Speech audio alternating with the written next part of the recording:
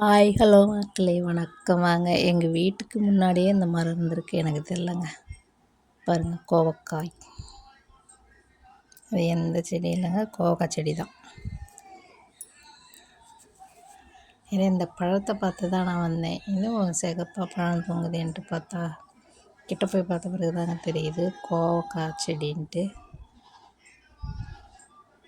இது ஆமணக்கு மரம். அந்த மரத்துக்கு மேலே அந்த கொடி படர்ந்துருக்கு. இதில் தான் பறித்தேன்.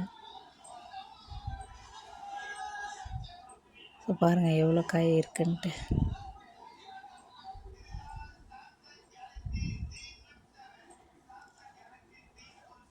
இதுதான் எங்கள் வீடு. காய் பறிச்சாச்சு, வாங்க பார்க்கலாம்.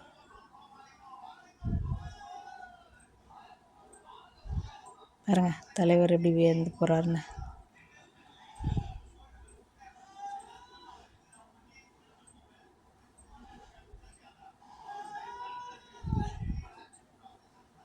பார்த்தீங்கன்னா பாத்திரம் எதுவும் எடுத்துகிட்டு போகல, பையிலே பறிச்சிட்டு வந்துட்டேன். நிறைய காய் இருந்துச்சு.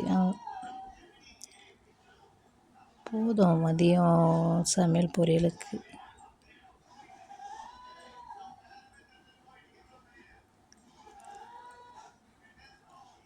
ஆனால் காய் சமைச்சோம், சரியான கசப்பு.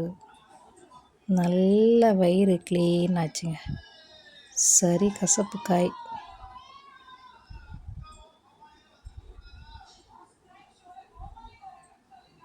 ஆனால் கசப்பு காய் தான் உடம்புக்கு நல்லது.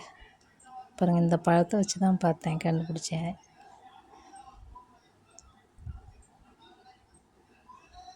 இதாங்க இவ்வளோ காய் தான் பறித்தேன். மேலே நிறையா இருக்குது, ஆனால் எக்க முடியல.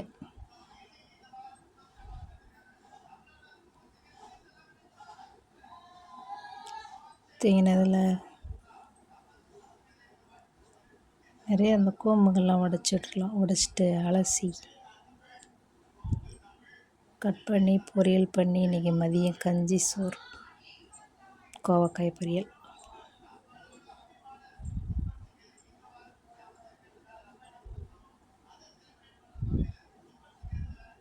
கசப்பு சுவையும் சேர்த்துக்கணும்ல சாப்பாட்டில்.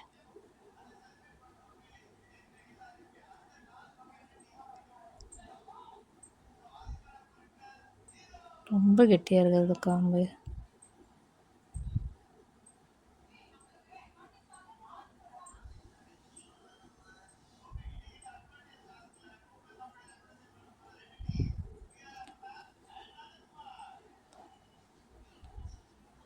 பக்கத்துலேயே செடி வச்சுட்டு காசு கொடுத்து வாங்கியிருக்கேன்.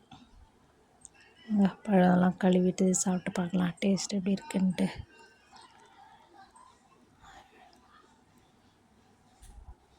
டேஸ்ட்டு பார்த்திங்கன்னா அவ்வளோ இனிப்புலாம் இல்லை, ஓரளவுக்கு சுமாரான டேஸ்ட்டு. டேஸ்ட்லாம் பார்க்கக்கூடாதுல்ல, உடம்புக்கு என்ன நல்லதோ அதுதானே பார்க்கணும்.